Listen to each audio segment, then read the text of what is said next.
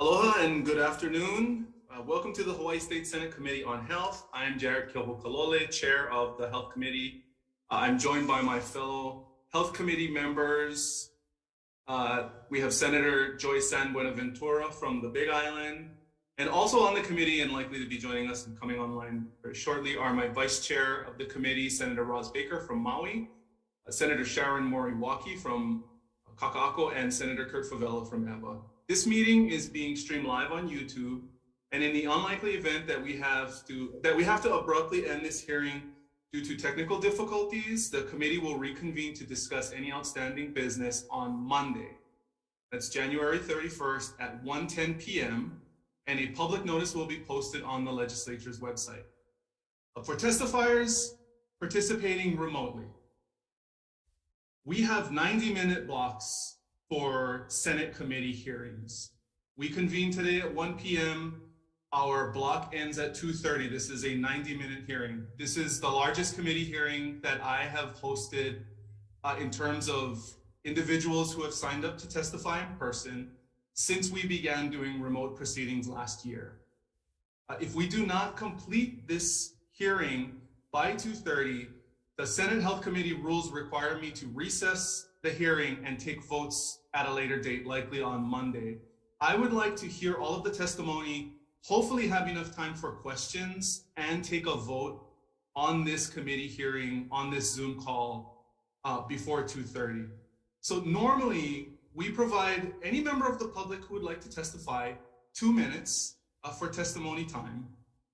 If there are temporary technical glitches during your turn when I call your name, we may come back to you to allow you the time to work with our IT staff to correct the issue, but we may move on in the interest of time. We appreciate your understanding. The committee has been provided all 226 pages of testimony. I've read every piece of testimony. So I really would encourage you, there are 44 people signed up to testify, and at 2 minutes, if everybody goes the full 2 minutes, we'll likely have to recess till Monday. So if you would like to particularly, articulate any points in your testimony that just don't, translate when you put it to paper, or if you'd like to add anything, I'd recommend you do that, but you can always opt instead to stand on your testimony that has been submitted for the record. So on that note, I'll be reading, like I said, I'll be reading a list of individuals who submitted testimony.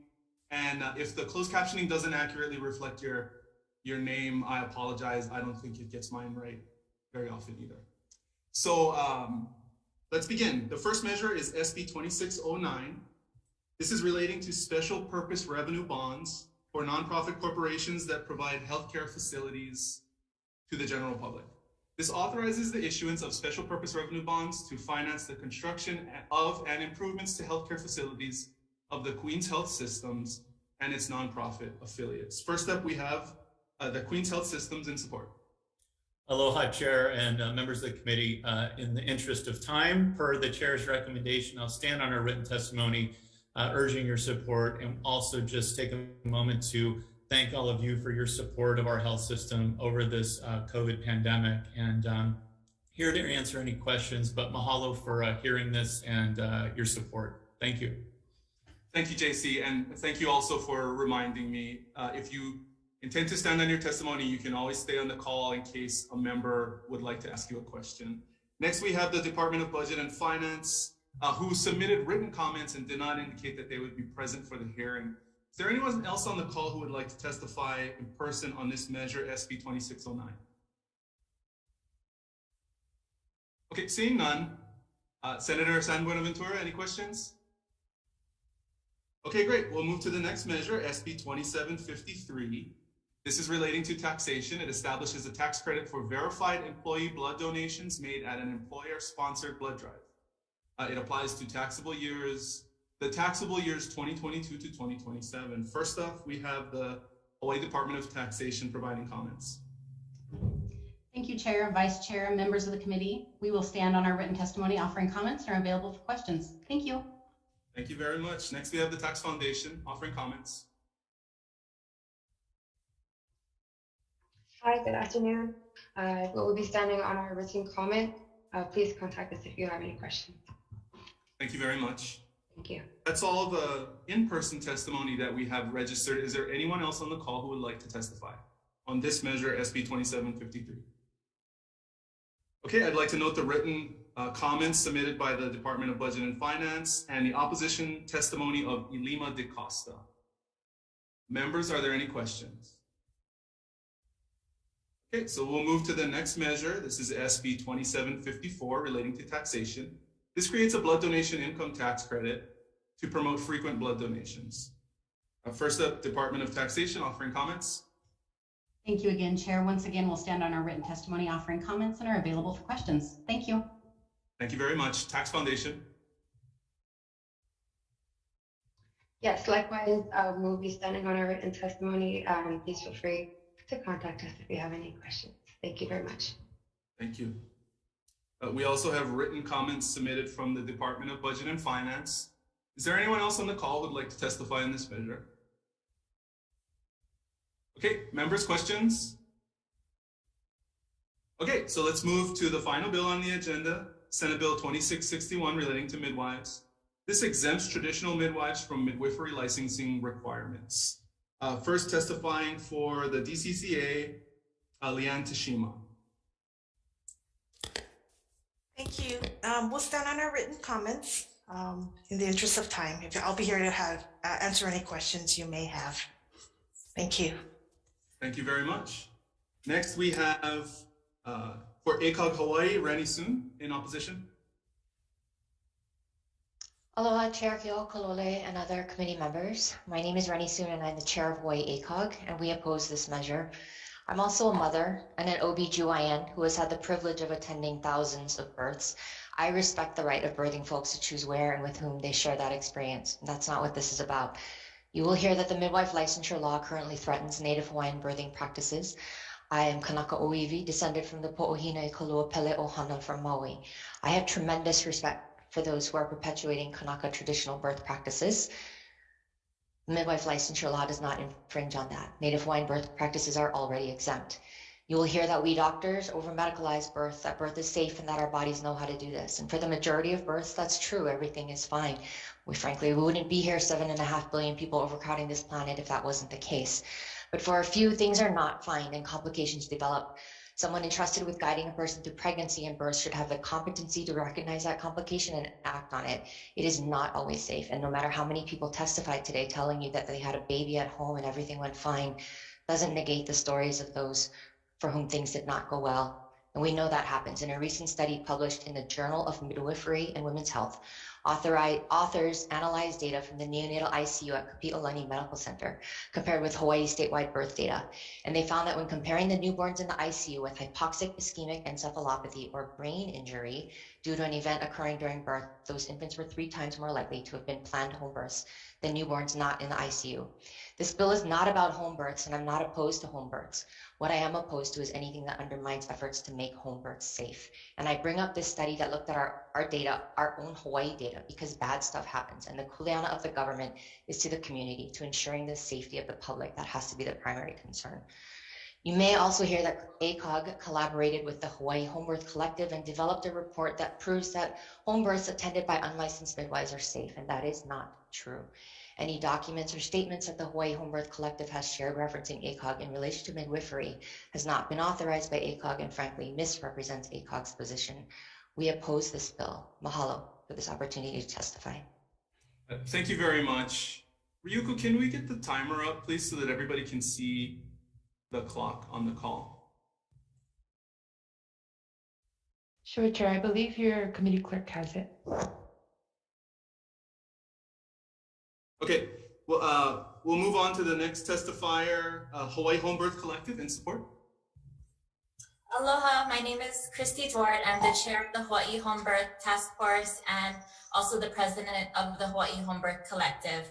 As already, thank you for reading all the testimony. I was able to share in it the regulation that Hawaii Home Birth Collective will be providing and the oversight we will have over our registered traditional midwives. If you have any questions about that, please let me know.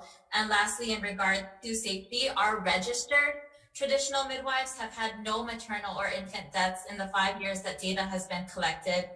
In the most recent 2 years, our traditional midwives have had no infant transfers. Therefore, there has been no abnormal conditions of the newborn, no assisted ventilation necessary, and no NICU admission. In those 2 years, we have had 2 maternal transfers. Half of those were for pain relief, and both had good follow-up care. Those are our registered traditional midwives. We know our data and we know our registered midwives, and we're asking that you would support the regulation of these midwives with Hawaii Home Birth Collective. And thank you so much for the time to testify. Appreciate it. Thank you, Christy. Next, we have for the Ho'opai Pono Peace Project, Laulani Teal in support. Not present, Chair. Thank you. Midwives Alliance of Hawaii offering comments.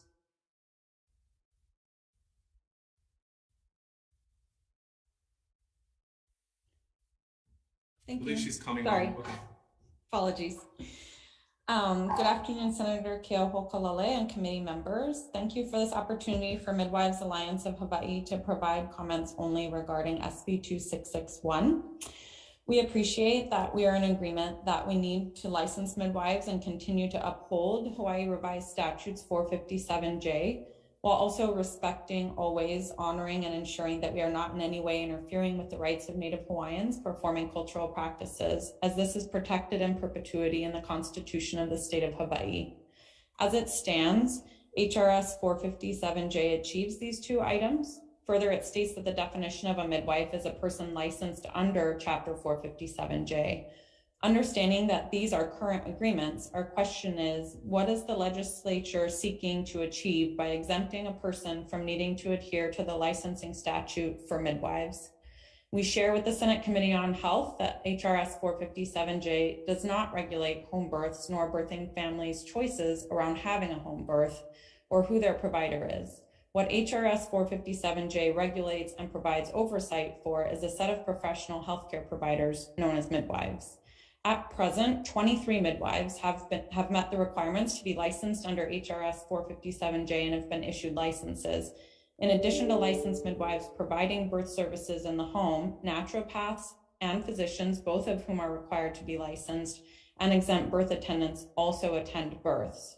We know that in SB 2661, there is a reference to the National Aboriginal Council of Midwives core competencies, and we're familiar with this document, which is a wonderful set of competencies. And in summary, they state it was developed for Indigenous communities to utilize to develop their own curriculum so that Indigenous midwifery can be perpetuated. They do not have oversight of anyone who looks at the core competencies and says, I will follow these. We recognize that the purpose of SB 2661 in regards to these core competencies. Thank you. Your time has expired. Okay, thank you. Thank you. Next, we have testifying for Nawahinea Kohiakama, Committee on the Status of Women, Maui, Christy Kaho'ohanohano in support.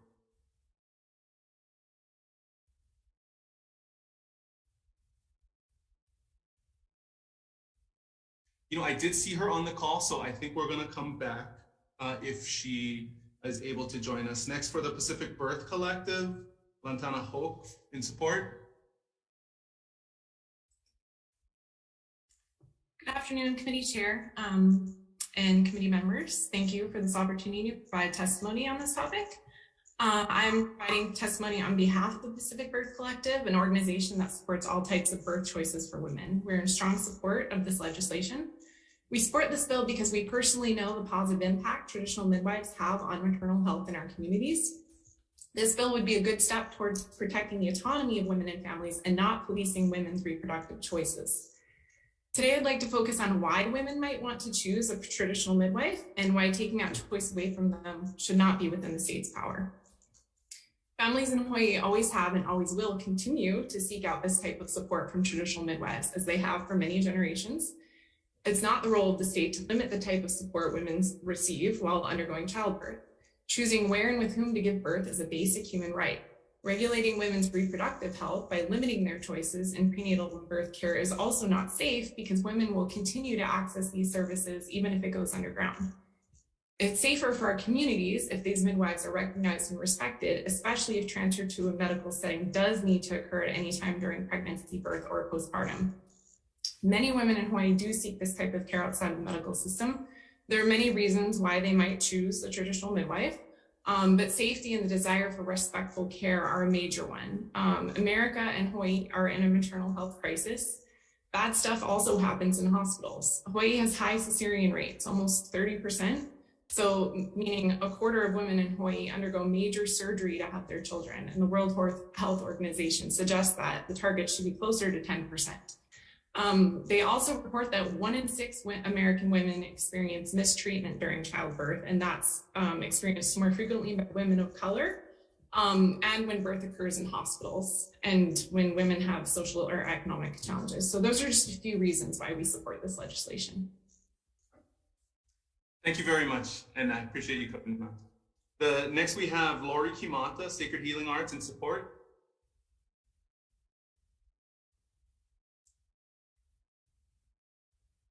Lori, you're on mute. Aloha, thank you, Honorable Chair and committee members. I'm Dr. Lori Kimata. I'm a licensed ND. I've been practicing home birth for 37 years now, actually. And I, as a co-founder, I'm in strong support of this bill, strong support. I just want to let you know that as a co-founder of the HIHBC, the collective, it was created to embrace and respect all types of midwives. So CPMs, CMs, CNMs, NDs, and traditional midwives. And we are very happy, actually, that the previous legislation now, it does not infringe on Native Hawaiian, does not infringe on Native Hawaiian rights in any way. And we are in complete, of course, agreement in that, but it doesn't allow a place for other traditional people. It doesn't allow a place for traditional midwives or traditional practitioners from other cultures other than Native Hawaiian. So we're glad that it created a space for that, but the legislation created a space for CPMs, CMs, CNMs, NDs. Well, CNMs already had the legislation, and NDs, but it did not create a space for the traditional midwives. And we all agreed, we agreed in the task force, and everyone's at the task force table, we all agreed that traditional midwives exist and they are sought at. They are in demand from the community. So we are very in strong support for the legislative to create a pathway, a space for the traditional midwives to continue doing what they do, because it is so precious to us. I was trained by traditional midwives, and their knowledge and their wisdom is far beyond anything the conventional intellectual information can both provide. So their skills are imperative for the community, and I appreciate your time in dealing with this very important subject. Mahalo. Thank you very much, Lori. Next we have Ann Derricks in support.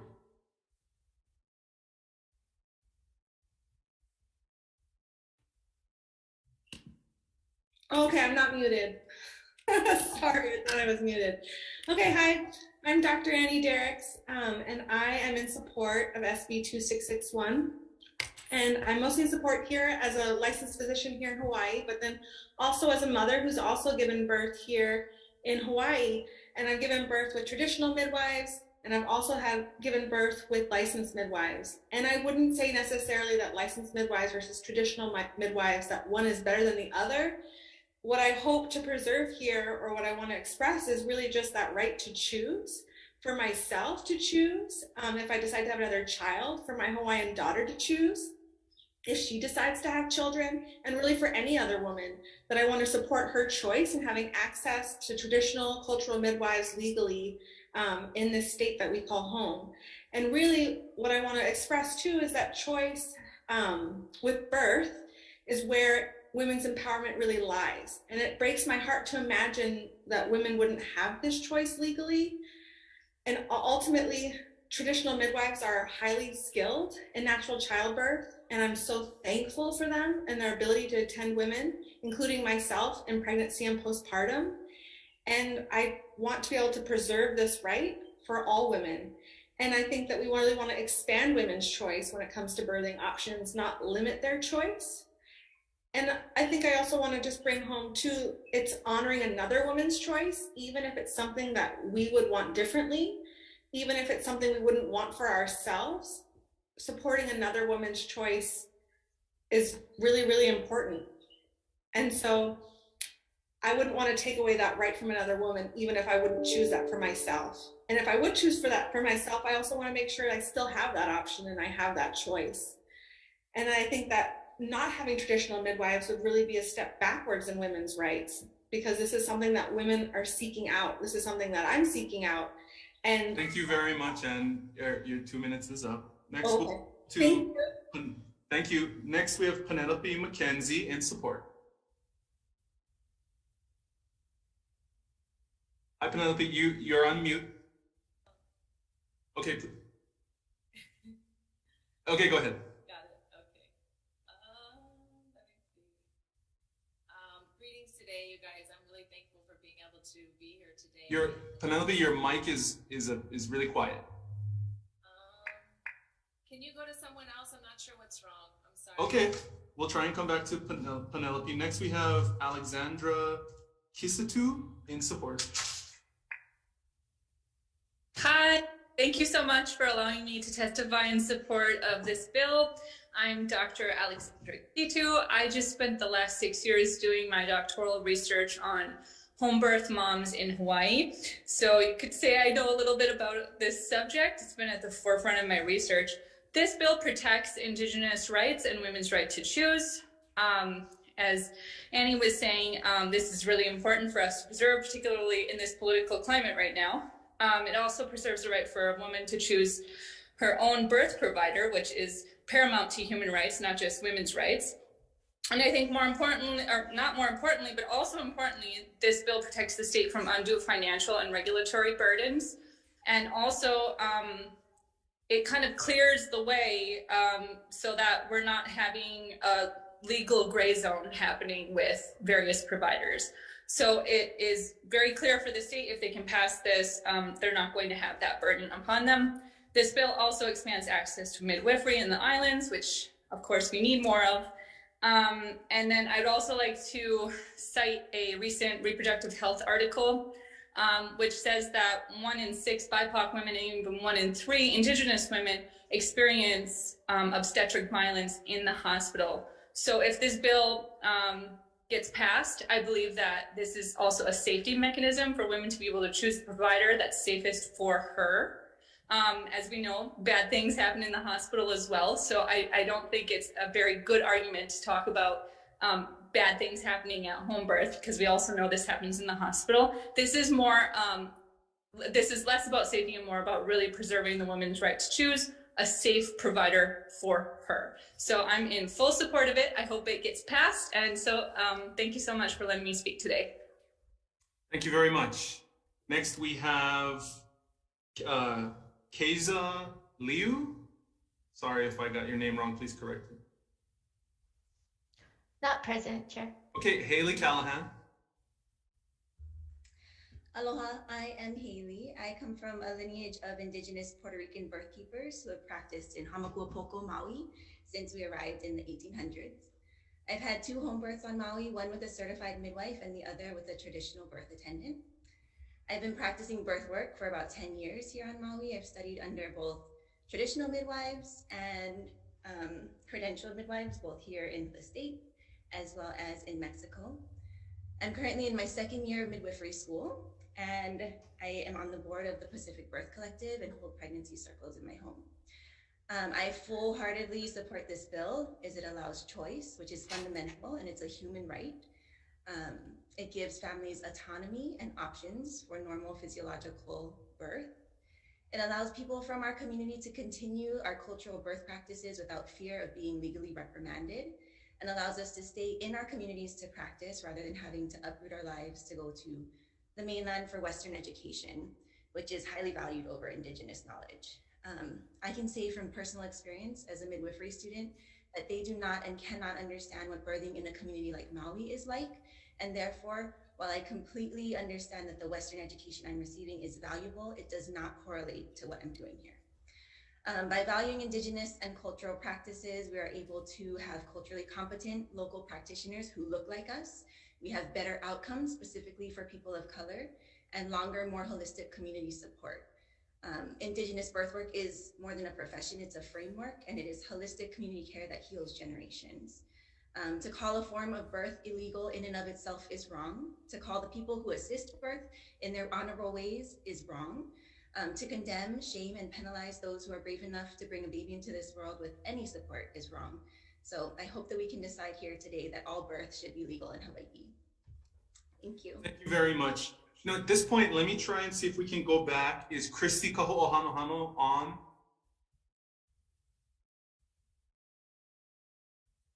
Okay, what about Penelope McKenzie? Yes, I'm here. Okay, please go ahead.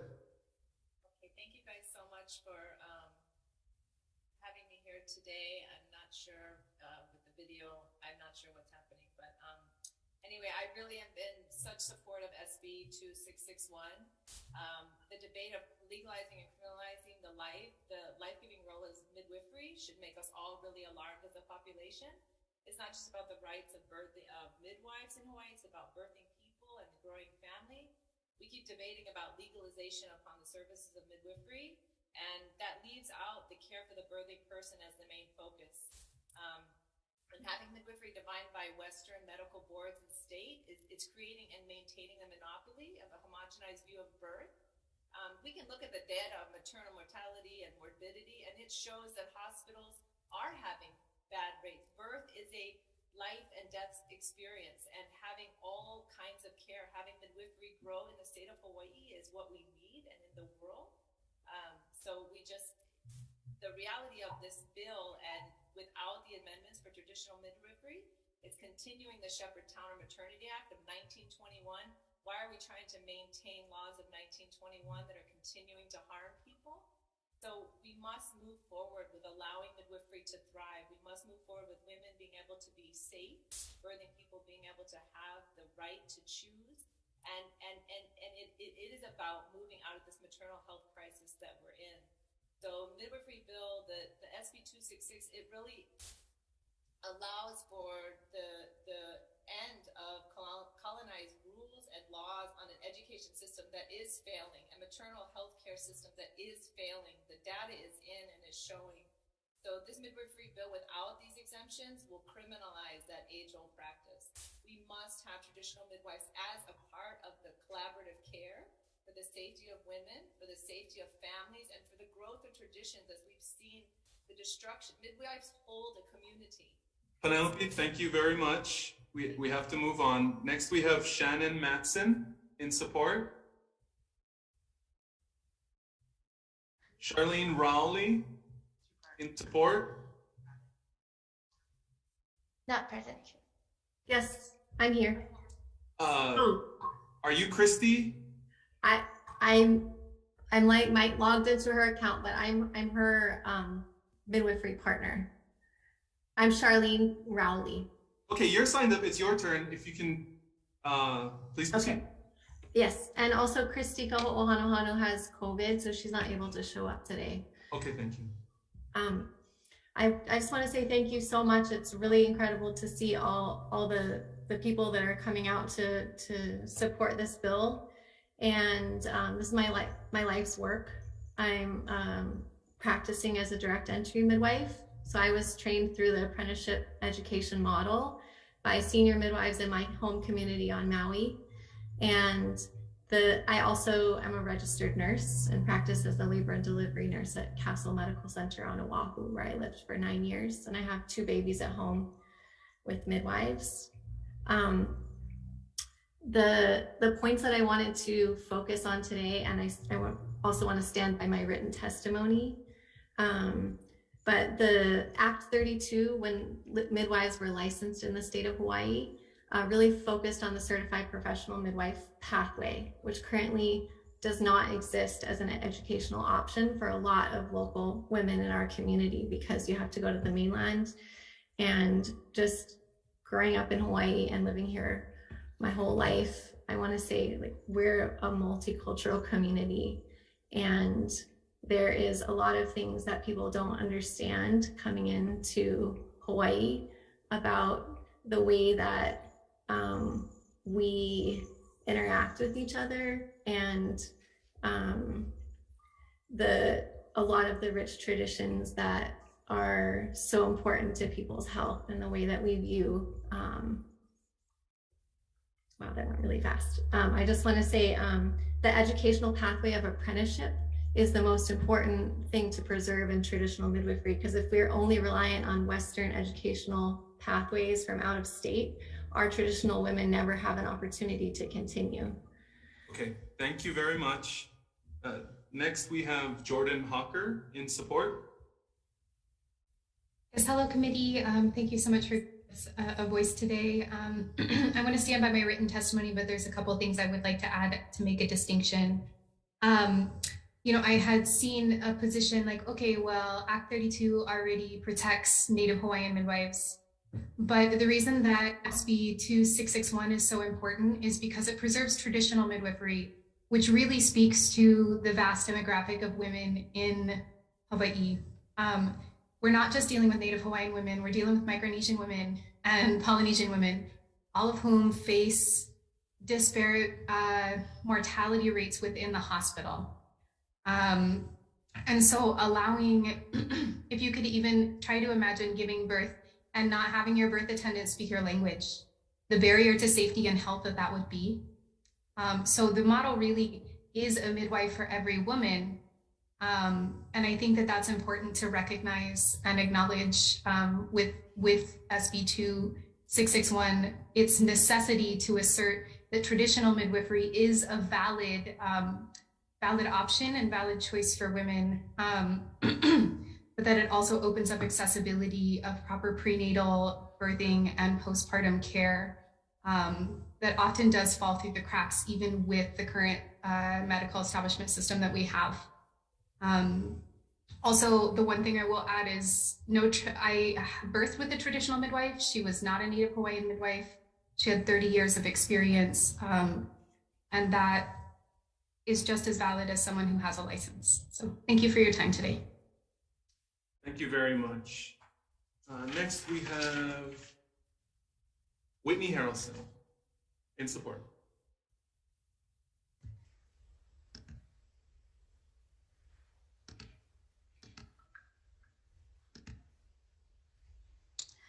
Thank you for being here today and hearing our testimony. I'm in strong support of this bill. I'm a CPM candidate. I just completed a 4-year MEEC accredited Bachelor's of Science in Midwifery degree based out of Utah. This program is like the ones that will be mandated for licensure beginning next year, described in the current bill. And I'm currently waiting to sit for exams and will pursue licensure with the state. And I completed this program while living on Maui, and I believe that I might be one of the first people to have finished a MEEC degree program while living on a neighbor island in accordance with the original bill. And what I want to speak to on that subject is the experience of how this type of educational program, which will be required for licensure, is not accessible for most people living in Hawaii, especially those on outer islands. Due to the high cost, serious lack of qualified preceptors, and huge travel barriers. In fact, I believe anyone not from a highly privileged background would find it next to impossible, which has serious implications for racial and cultural demographics for our midwifery workforce, and which women will be able to choose to have a midwife, especially a racially or culturally matched midwife, which is one reason why traditional apprenticeship pathways must be preserved. I can also speak on relevancy to how this type of program that I completed in order to pursue licensure with the state is almost exclusively centered around a heavily medicalized Western perspective of midwifery, highly aligned with an obstetrics focused model of care, and not in line with principles of traditional midwifery. And I believe that traditional and indigenous midwifery and apprenticeship models with spiritual and generational knowledge are no less valid or valuable than my own Westernized education. And I believe that traditional midwives, not just Native Hawaiian midwives. I appreciate it. If you could make yourself perhaps available for questions later, there might be some. Next, we have Maya Marquez in support. Aloha. Thank you for hearing my testimony. I'm submitting testimony in full support of SB 2661. Such as stated in Section 1 of the bill, disparities in maternal and infant mortality are rooted in racism. Structural racism in healthcare and social service delivery means that Black, Indigenous women often receive poorer quality care than white women. It means the denial of care when Black, Indigenous women seek help when enduring pain, or that healthcare and social service providers fail to treat them with dignity and respect. These stressors and the cumulative experience of racism and sexism, especially during sensitive developmental periods, trigger a chain of biological processes known as weathering and undermine Black, Indigenous women's physical and mental health. Out of 100 births, only 10 to 12 will be attended by a midwife, and 9 out of 10 of these midwives are white. Yet globally, most childbearing women are attended by midwives, only turning to obstetrician if serious complications arise. Midwifery is one of the most ancient of traditions and professions in the world, with roots tracing back to Babylonia, Egypt, Greece, the Pacific. How has this essential role been so obliterated with barely a peep from feminists claiming reproductive liberation and rejecting male domination? How did we lose our way in this long-standing battle to keep the patriarchy out of our pregnant uteruses? And why is American midwifery so white? Until the late 19th century, the majority of births were attended by midwives, many of whom were Black, Indigenous, or immigrant women. Most midwives, including enslaved women, drew upon traditional healing knowledge and practices based down through generations.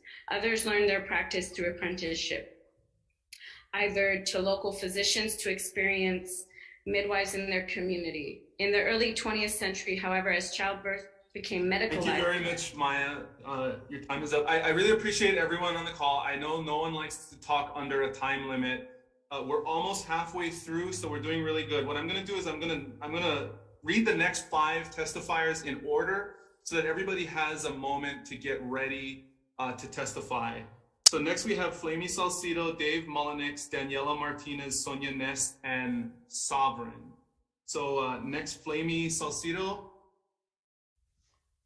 Not present, Chair. Okay, thank you. Dave Mullenix. Not present, Chair. Daniela Martinez. Hello, thank you for the opportunity to speak today. I am going to read. So I just counted all the public testimonies for SB 2661. 4 were comments, 156 were in support, 47 in opposition, approximately. Though someone today mentioned it doesn't matter how much support this bill receives, it should be, and that it should be ignored in the face of some poor outcomes. I would say that however, I remind you that babies and mothers die and are injured in the hospital, and Hawaii's hospitals have yet to disclose their statistics to the public, yet the unlicensed midwifery community has. This was midwives prior to the licensure law being implemented. Yet, despite poor outcomes in the hospital, that is not a reason to outlaw hospitals and their practitioners. So another point to remind you about this is you can look at this as a cultural clash. Certified nurse midwives, obstetricians, certified professional midwives, traditional midwives, they're all their own unique culture. To favor one culture and outlawing the other is cultural hegemony. It's colonialism, which we in Hawaii are very aware of this concept and how problematic it is. So though you may not practice this culture, or you could even see it as a religion, just because you don't practice it doesn't mean that, and it doesn't make sense to you, it doesn't mean that it should be outlawed or criminalized. So this bill is not about being against licensure. It's about wanting to coexist with various types of midwives. Some people specifically speak out an obstetrician and don't care about any other options. Some people specifically want certified nurse midwife, and I have worked with lots of people who specifically do not want a licensed practitioner for significantly, just very personal reasons, okay? They seek that out.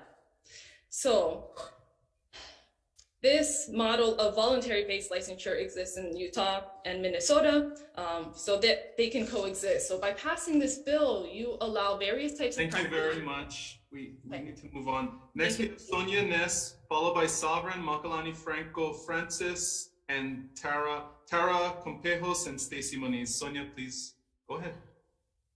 Hello, Honorable Chair and committee members. I stand by my written testimony and have shortened my talk here today in hopes to make it a little speedier. My name is Sonia Ness, and I'm a resident on the island of Maui, and I am testifying to you today in support of SB 2661. I am also the mother of 2 children, both born at home by choice, with both traditional midwives and licensed midwives. I am also the board president of the Pacific Birth Collective and co-founder, a group dedicated to promoting birth and wellness choices to island families. Midwife licensure was a positive step toward better maternity care for Hawaii's families. Though there were good intentions behind the original bill, the exclusion of traditional midwives from legislation is rooted in historical injustices that go unrecognized and unremedied. For too long, Native Hawaiian and other indigenous traditions have been controlled, and many have been lost to history. By not allowing traditional midwives to call themselves midwives, you're participating in a systemic erasure of practices that predate not only Hawaii becoming a state, but predate the existence of the United States. Right now, you have the choice to help protect these practices and learn from history in order to be on the right side of history today. The idea that maintaining traditional practices is somehow at odds with health and good outcomes is not supported by research. Many traditional practices stand true to the scientific standards of the day. Time and again, when traditional nutrition, social support structures, and ways of life are studied through the Western scientific model, they are proven beneficial. We respectfully ask that you pass SB 2661 to exempt traditional midwives from the midwifery licensing requirements. Thank you so much. Thank you very much. Next, we have Sovereign. Okay, Not present, Chair. Francis in support. Good afternoon. Thank you for your time today. My name is Makalani. I'm a student of traditional midwifery, and I'm a Pacific Birth Collective board member, as well as a home birth mom who birthed with traditional midwives. I testify today in full support of this bill. We need to respect and acknowledge all midwives of all traditions.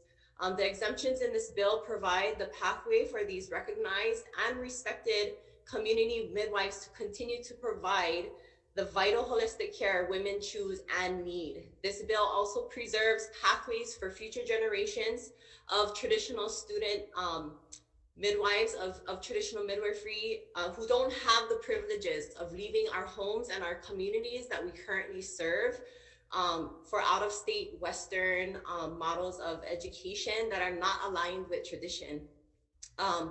As a home birth mom, licensure was not a requirement for me when choosing my midwives, because I know what these women bring is competence, knowledge, skills. They have decades of hands-on experience that surpass most licensed practitioners.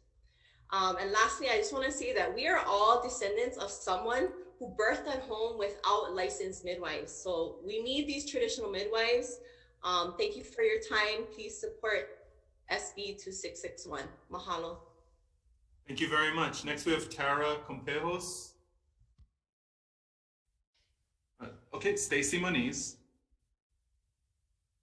Aloha, Senators. Thank you so much for hearing this bill.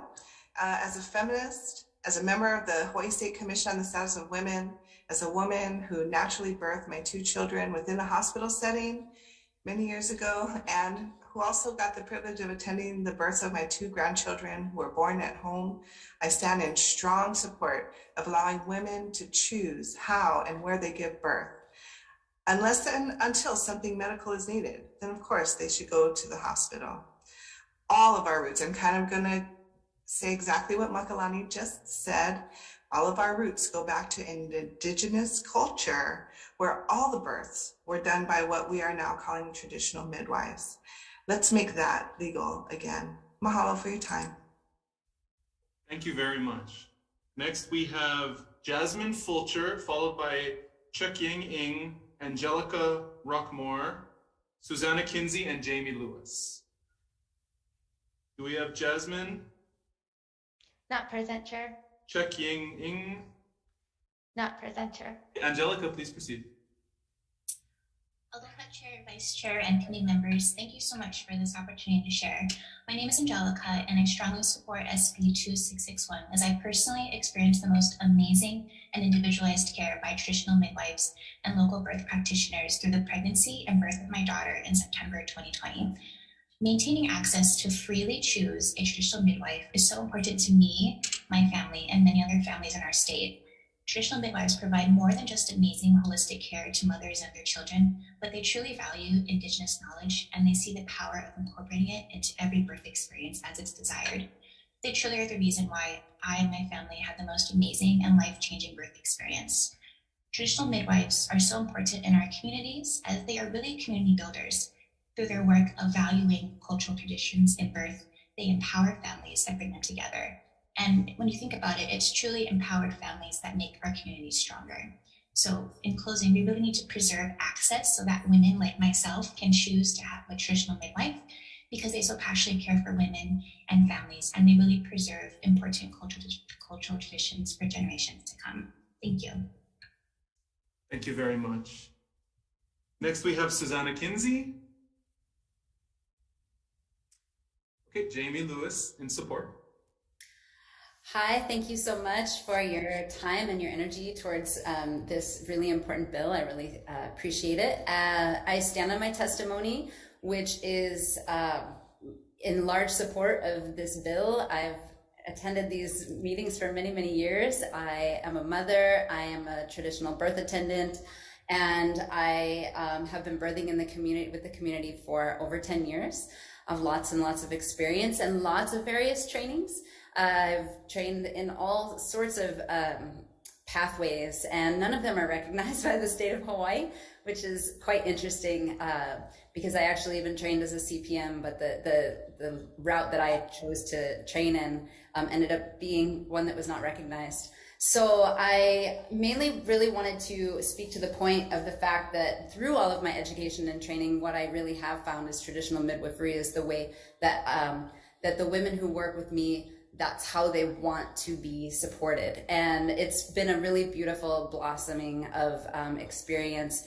And I also, because I've been at all of these hearings for so many years and attended the task force meetings, I really want to emphasize the fact that for all these years, 2/3 of the testimony has been in support. So that shows even here today that the community members are not requesting to outlaw their midwives. They want the ones that want licensure to have access to that licensure, and they want the ones that either don't fit in to that licensure, whether it's because of their training or because it's their belief system and that's still what they want. They want choices. They want to be able to have options and that are safe for them, because safety is relative.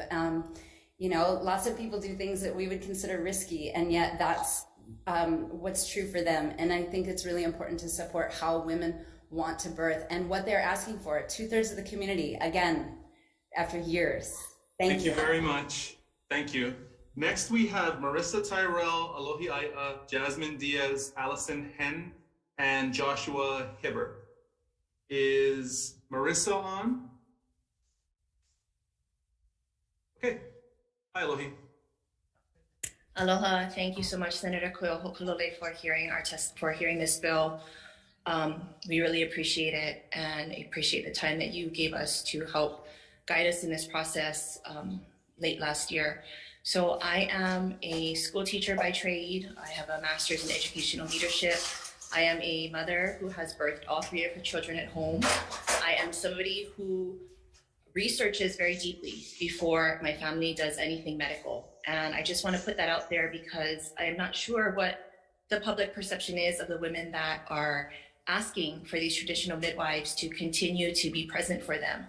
I would like to point out that those of us who seek home birth do so with a lot of prayer and research. It's not just something that we pick a name out of a directory. We consider it highly. And I think that it's important when we consider this legislation to remember that the consumers of traditional midwifery are very well educated in the risks and the benefits. I think that Jamie makes an excellent point that two-thirds of the community that has responded asking us to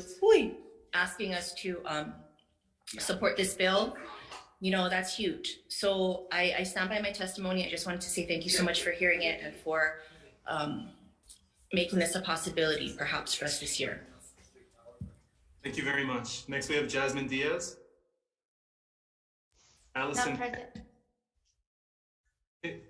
Joshua Hibbert, please correct it if I got it wrong.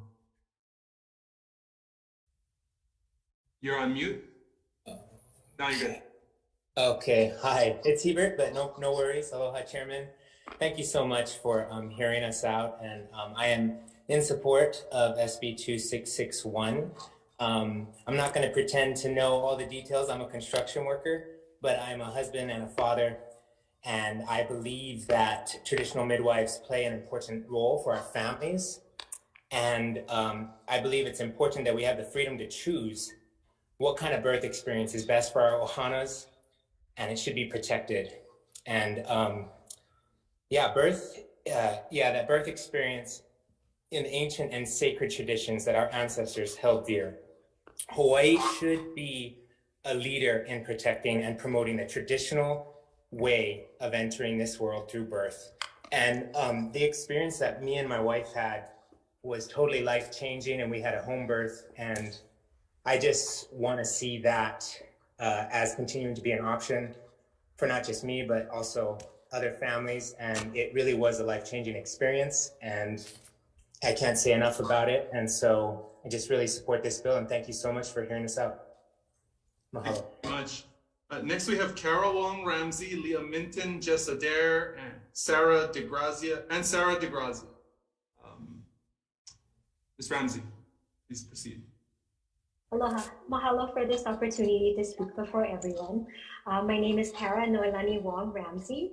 I am a physician specifically trained in the care of newborn infants in the NICU and ICU as a neonatologist. I'm also part of Ahuhui Ona Koka, the Association of Native Hawaiian Physicians. I strongly oppose this bill, and my opinion is also shared by the entire 15-member of our neonatology group at Kapi'olani Medical Center, over 300 of our NICU nurses, and my colleagues within Ahuhui Ona Koka. I acknowledge there is still much Western medicine can learn from traditional medical practices. However, I believe the two can coexist together to provide for the best treatment possible for moms and babies. This bill's creation of additional loopholes to escape licensure and oversight will only further deepen the divide and not improve safety. I have cared for numerous infants and ohana who have faced serious harm or disability due to late recognition and transfer of care after home birth in Hawaii, including babies who were transferred several days after birth for things that were not recognized early. My other colleague has shared a recent study that was published illustrating the harms. I would also like to point out that the study that was presented earlier by the Hawaii Home Birth Task Force does not take into account that the majority of our infants in the NICU and who require respiratory support are in fact premature infants who would not have otherwise qualified for a home birth. In Hawaii, all of our wahine here and makuahine have the right to pursue reproductive justice, the right to pursue bodily autonomy and have children in a safe community. This proposed bill undermines the original bill's intent to ensure a safe community for home birth by not allowing for the appropriate licensure of skilled providers. Furthermore, the category of traditional midwives is very vaguely defined and may open the pathway for further misuse and misrepresentation of Native Hawaiian culture. Rejection of SB2. Thank you. Time is up. Leah Minton. I'm just going to stand on my testimony because I spoke in okay, thank for you. Midwives Alliance. Thank you. Jess Adair in support. Hi, my name is Jessica Adair, and I'm in support of this bill. I am a mother of two that I've had two incredible home birth experiences with here in Hawaii, with the assistance of a traditional midwife and her associates. I chose my midwife based on her years of extensive experience here on the islands, and I knew that in choosing her, that she was purposefully unlicensed so that she could continue to do the things that she has done successfully throughout her entire career. I knew she was the right choice because that told me she was willing to do whatever it took to continue to provide the utmost level of care to her clients. My traditional midwife supports mothers and their families by helping them bring new life into this world, but her practices and service goes so far beyond that. I can truly say that my life has been forever changed by having the honor of getting to know her and having her at my side during my most vulnerable and life-changing moments. She gives support intuitively with pure love and dedication in her heart and with the knowledge and technical skill that she has acquired over the span of a lifelong career. Most women I know who have given birth have either had traumatic experience in doing so, or they don't have much of an experience to speak of, as it was pretty run-of-the-mill. The women I know who have been served by these traditional midwives, myself included, have been changed by them. We are better people because of them and their example. They are making an incredible impact on the community. I would consider it to be a tragedy if these women were held back in any capacity from doing the absolutely honorable, selfless work that they know how to do. Thank you for your time. Thank you very much. Next up is Sarah Degrazia in support. Hi, can I be heard okay? Yes, please go ahead.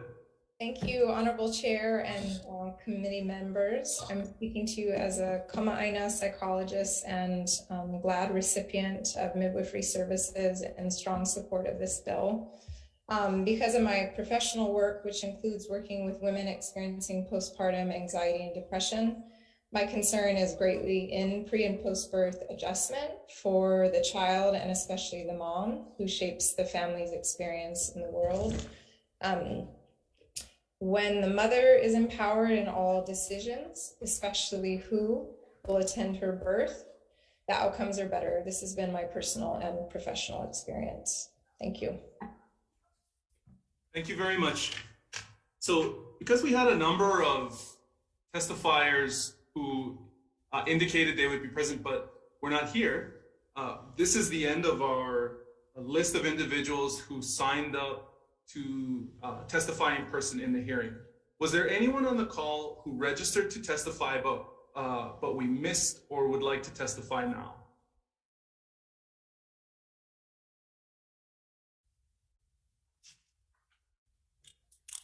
Hello, can you hear me?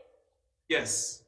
Hi, I didn't register, but I would just like to say something really quickly if that's all right. Okay, are you able to engage your video? I'm actually pulled over on the side of the road, so no, if that's okay. Please proceed. Thank you for not driving. Thank you so much for giving me the opportunity to share. My name is Charlienazario. I'm a 24-year-old and I'm a new mother. I'm testifying in full support of this bill. I just wanted to come here today and say that I had a beautiful, successful home breech birth with the help of my midwife and her student midwife, who are now an extension of my family. My experience could have been completely different and possibly very traumatic had it not been for these traditional midwives showing me my options and allowing me to bring my son Earthside in my way. We need to allow traditional midwives to practice and continue to show women that there are options and that they do need and have support. This is something that needs to be preserved for my generation and all the generations following. Thank you so much. Thank you very much. I see Christy, go ahead, followed by Shannon. And I think I see, is that Izine Dawson? So go ahead. Hi, my name is Sovereign. I am a native Hawaiian girl and I strongly support this bill. I have been testifying here since I was 7 years old. You might remember me from the Capitol. I can't wait to grow up and build my own family. All I'm asking for is a choice to choose who can come to my birth. This is not my future, but it's the future of my children and grandchildren's future. When I grow up, I want to become a midwife, but I would be pretty sad if I can't learn my own culture practices in midwifery here in the home islands. Traditional midwives will be illegal next year. Please don't replace my culture and for the way it cares for mommies and babies. Thank you. Thank you very much. Shannon Matson, please go ahead.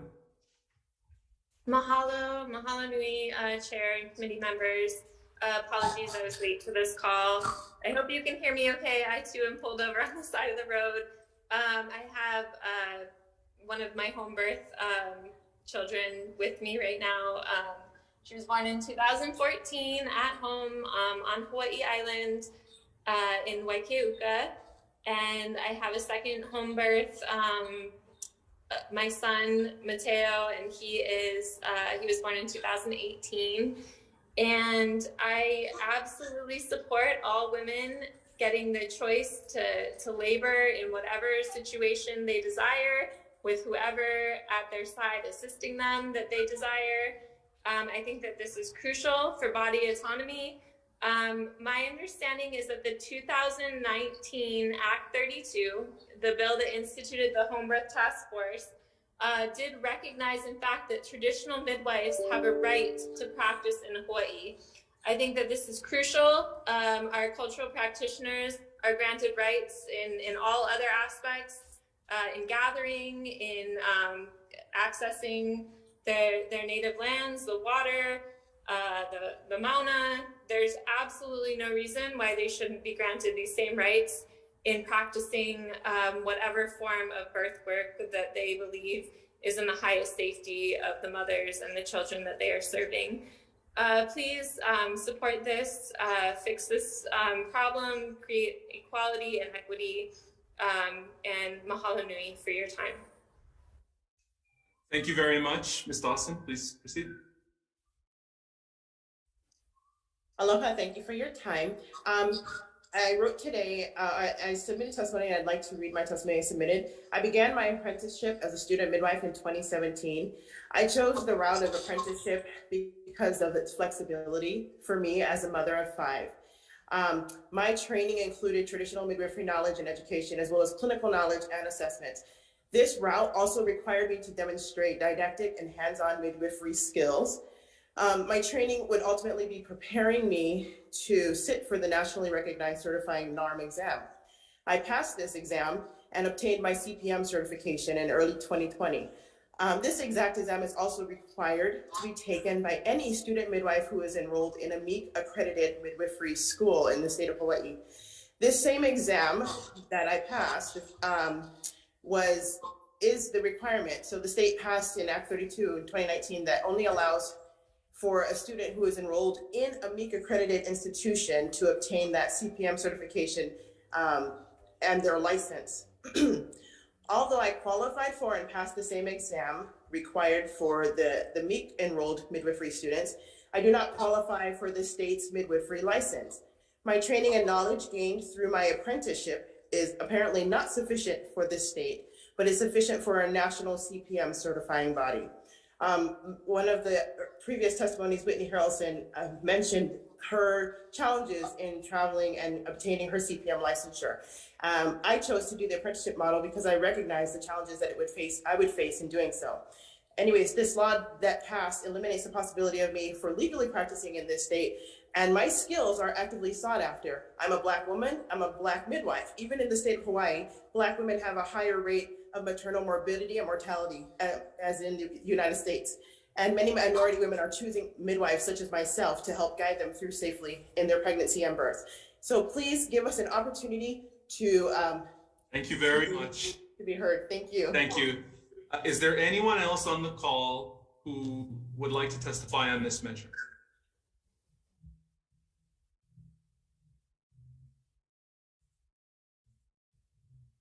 Let me just take extra long just in case.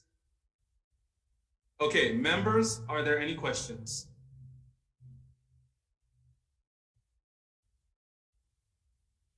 Okay, I have a question for the DCCA. Leanne, are you still on? Yes.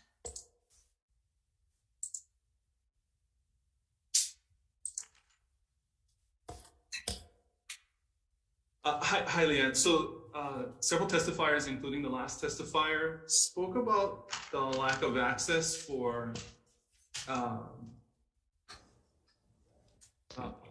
the programs, the training programs designated under Act 32. Do you have an idea of how many programs are accessible on the island of Oahu or just in the state of Hawaii? Sorry, I don't know that.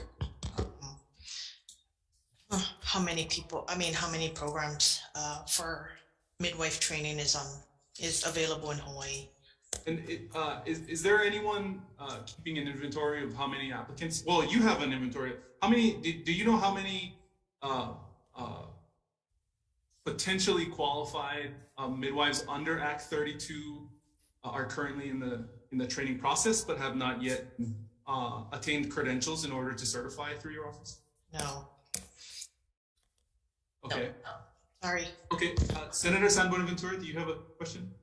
Yeah, it follows up what you're saying, Chair, and that is, I want to know how many midwives are going to be affected if we pass this bill, or are we basically, if we pass this, then are we basically sabotaging the last bill we passed, which is what the ACOG people are saying?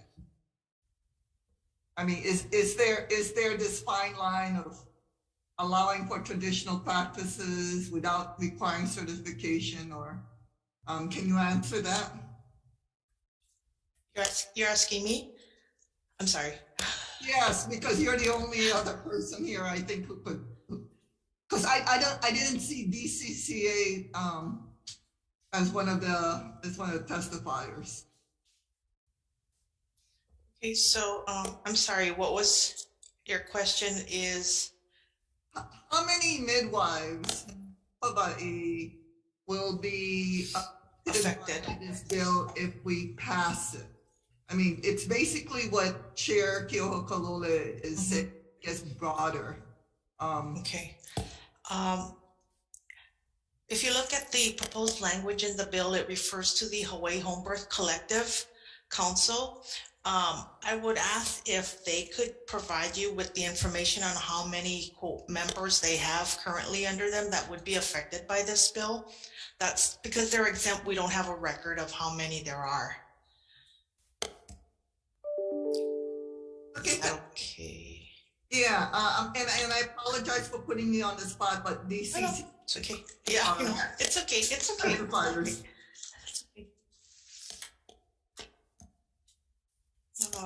Is that okay, Senator San Buenaventura?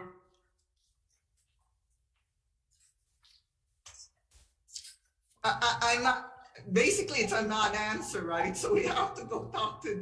I don't think they know, but we do have the Hawaii Home Birth Collective leadership here. If you'd like to answer from them, maybe they can. Yes, I guess I'd like to know how many people. Okay. Christy, or I guess else from the Home Birth Collective, are you able to answer that question? How many, I guess the question is how many midwives would potentially apply for an exemption if the exemption in this bill is granted? So the exemption, right now we have 7 traditional midwives, but we have many more that are in training, right, that are not yet qualified. And then we're thinking about the future too. So it might sound like a small number, but like a lot of the testimony shared, the traditional midwife, what's the difference, right? Well, her traditions and her cultural practices. So to answer simply, there are 7. Thank you. Senator San Buenaventura, any follow-up? No follow-up, but it sounds like to me past this, though, there will be probably more than 7 who will apply, but there's 7 right now in the collective, yeah? I agree. Okay. I have a question for Ms. Minton, the Midwives Alliance. Yes. Yes, hello. So, several of the testifiers spoke to the difficulty of especially neighbor island residents in seeking the Act 32 credentials. Do you, because it doesn't seem like the DCCA is keeping track of that information, do you have any information on the accessibility of the Act 32 credentialing programs? Have any of the programs moved to remote? Or is it still, the testifier specifically spoke to the need to relocate to the continent in order to attain the credentialing? So currently, under MEC accredited schools, there's a total of 10, and the majority of them do offer remote school. And to clarify around that, every school then dictates essentially how they operate their remote schooling, as far as some of them do require that you travel to the continent a stated number of times per year, whether it's 1 to 3 times per year, in order to do, oftentimes during that time, that's when they're doing very intensive skill training. So it'll be that you come for, say, 10 days, and then you do a lot of skills-based hands-on training so that they know all of the students are learning these skills at minimum and getting checked off with them. But the majority of and then they're doing the didactic online, but then your clinical training is in your community. So that's where, whether you're on, Oahu, Maui, Hawai'i Island, Kauai, that then you're looking for a preceptor in order to do your clinicals with. So taking that didactic that you've learned and then implementing that. We do currently have 23 licensed midwives in Hawaii. So there are licensed midwives on Kauai, Oahu, Maui, and Hawai'i Island. I'm not aware of any of them being on Molokai or Lanai. And so that's akin to the apprenticeship model, right? So it's not. This is the main difference. MEC accredited schools have a standard curriculum, and that curriculum also meets the minimum global standards of midwifery. And that's why we, in our HRS 457J, recognize MEC accredited. So that's to ensure everybody receives the same minimum education.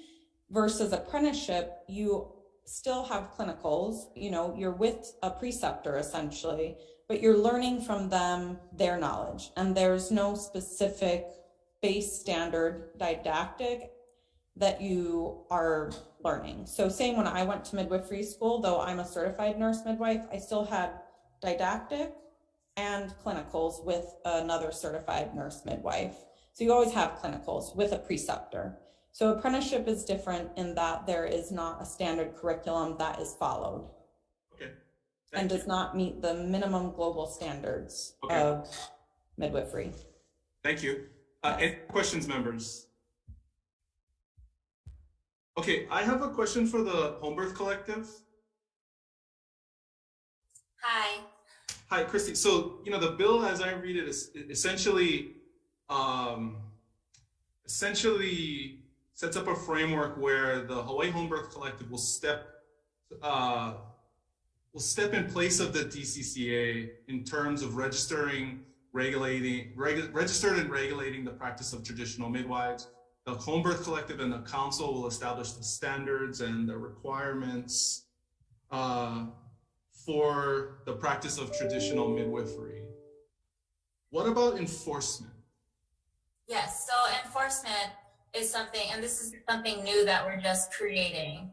We have always had peer review. Actually, our 3 levels of oversight match completely the way a licensed midwife within the NARM community is regulated. And so we have peer review, we have a complaint process, and we have a grievance process. So within those ways of regulating, the traditional midwives are required to alert the elders if there are any complications in a birth. And when there is a complication, it has to be discussed and addressed, and then looked at if we need to make any changes in regards to allowing them to even be allowed to practice or be on their own at that point.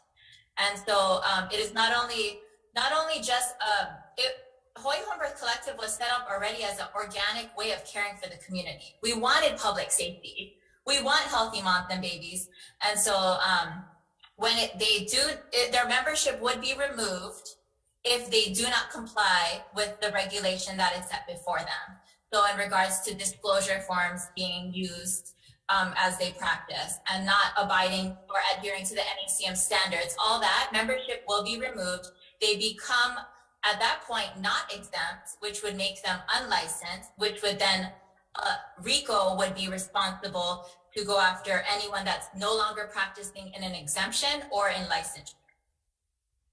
So that's in the case of a situation where someone who is not so that would be in a case where someone would hold themselves out as a traditional midwife falsely because they had not attained acceptable credentialing through the Home Birth Collective and the Elder Council. Yes. Ms. Tashima. Yes. So at that point, Christy just mentioned, at that point, potentially RICO. Yes. Would RICO have jurisdiction in those types of scenarios? RICO has jurisdiction in any unlicensed activity that falls under the professional and vocational licensing. Okay, would RICO retain liability if would RICO retain liability if a consumer, well, if a mother was unsatisfied with the regulatory regime that is being proposed in the bill? I would have to get back to you on that one. So you're asking if RICO would be liable for regulating or non-regulating a unlicensed person, or? No, what I'm thinking of is a situation where you have someone who has falsely put themselves out as being qualified under this bill.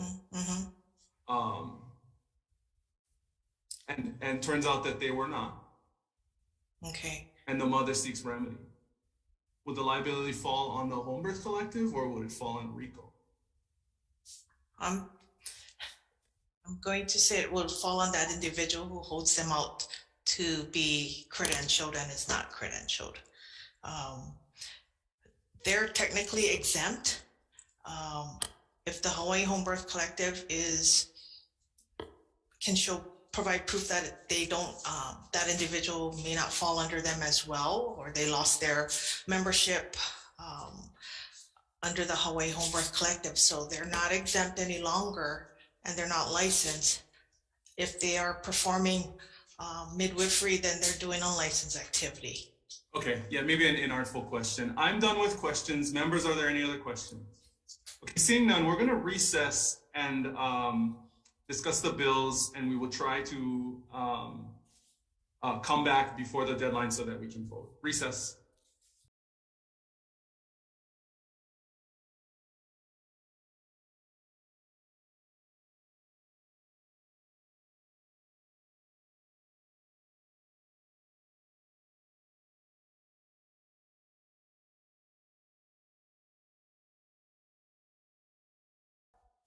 Okay, this is the 1 p.m. Health Committee hearing in the State Senate. We are going to reopen for decision making on this Friday, January 28th, 1 p.m. agenda. The first measure up for decision making is SB 2609. That's the special purpose revenue bond for nonprofit corporations that provide healthcare facilities to the general public, authorizing the issuance of special purpose revenue bonds to finance the construction of and improvements to healthcare facilities of the Queens Health Systems and its nonprofit affiliates. My recommendation is to move this measure out unamended. Members, are there any comments or questions? Okay, do we have our vice chair, Ryuko? Not present. Okay, Senator San Buenaventura, can you take the vote? Yes. Okay. Call SB 2609. Chair's recommendation is to pass unamended. Chair votes aye. Senator Ventura votes aye. Senator Moriwaki. Aye. Okay. Senators Favela and Baker are excused. Chair recommendation has been adopted. Thank you very much. The next measure, SB 2754, relating to taxation. This creates a blood donation income tax credit to promote frequent blood donations. Yes. Okay. SB 2609, Chair's recommendation. Thank you, Vice Chair. So there was no supporting testimony for this measure, so I'm going to defer it. If the advocates would like to contact the office, then we can potentially reschedule it. So I'm going to move on. SB 2754, relating to taxation, creates a blood donation income tax credit I've got too many people on here. Same issue. I'm not necessarily opposed to the bill, but there was no supportive testimony, so I'm going to defer it. Let me see if give the vice chair a second. I see the vice chair. She's Yeah, on mute. I think there are some audio issues, and so. I cannot get Joy San-Buenaventura off of it. There's a little bit of a delay. Same issue.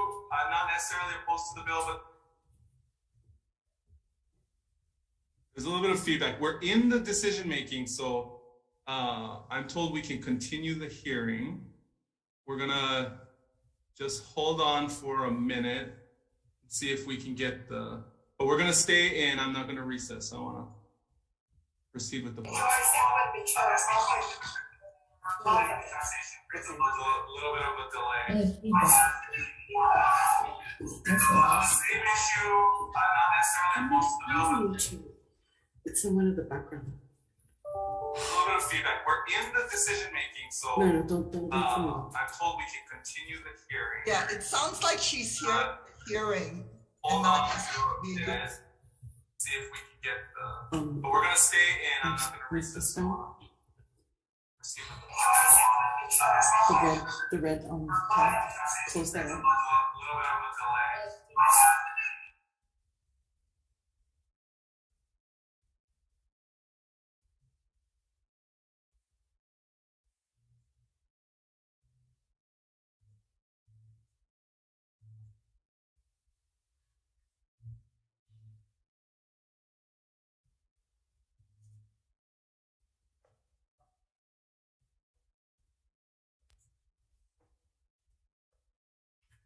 Senator, I think I'm on you now. I don't know, I was getting other messages in here from Senator San Buenaventura and others, so. Okay, I think, it's only the second year we're doing these remote hearings, and this is only our second hearing, so we're still in session, and so we're still in the hearing, so I'd like to move on to the last bill, which is SB. Senator, I'm sorry to interrupt. I believe you announced SB 2754 twice.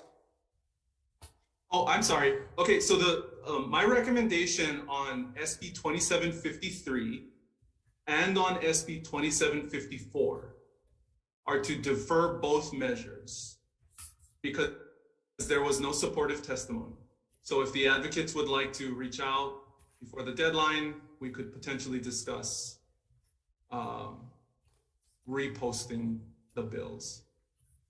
For SB 2661, I appreciate the patience of everyone involved and their help with trying to facilitate the hearing under these remote testimony constraints and online, because this is all still very new. I do want to note that by my count, including late testimony, there were 4 individuals who testified with comments, 49 who testified in opposition, and 131 that testified in support. Those are written pieces of testimony that will be submitted to the record.